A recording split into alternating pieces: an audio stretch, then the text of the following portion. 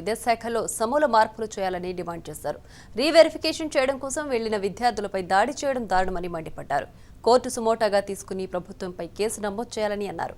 దళితుడు సీఎల్పీ నేత అవడంతో ఓర్చుకోలేక తమ పార్టీ ఎమ్మెల్యేలను కొనుగోలు చేస్తున్నారని ఆరోపించారు. టీఆర్ఎస్ పార్టీ కాంగ్రెస్ ఎమ్మెల్యేలను కొనుగోలు చేస్తుంటే ఎలక్షన్ కమిషన్ ఏం చేస్తుందని నిలదీశారు Addanki Dayakar.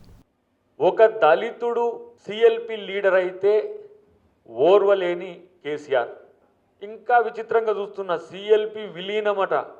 Central election commission అయినా ఎలక్షన్ కమిషన్ స్టేట్ అయినా ఏం చేస్తుండ్రు మీరు?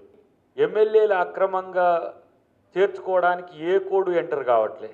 మరి కోడై కూస్తున్న ఈ ఎన్నికల కమిషన్ ఏం చేస్తుందో 99 మార్కులు వచ్చినోనికి 0 మార్కులు వేయడం అంటే, ఇలా 54 మార్కులు 74 మార్కులు వచ్చిన వాళ్ళకు 0 వేయడం అంటే మీరు మొత్తంగా కూడా గుండు 0 ప్రభుత్వం మీది.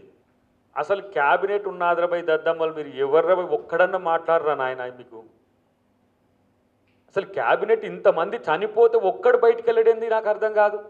నేను అంటున్న హైకోర్టు వారికి ఇలా విజ్ఞప్తి చేస్తున్నా మీ ద్వారా, సుమోటోగా ఇంటర్మీడియట్ విద్యలో జరిగిన అవకతవకల మీద మీరు కేసు తీసుకోండి. రాజకీయం చేస్తుండంటారు. మాకు ఓట్లేసినా వేయకపోయినా మేము ప్రజల కొరకు మాట్లాడుతున్నాం. ఈ పిల్లల బలిదానాలు జరగొద్దని అమ్మ సోనియా గాంధీ తెలంగాణ ఇచ్చింది.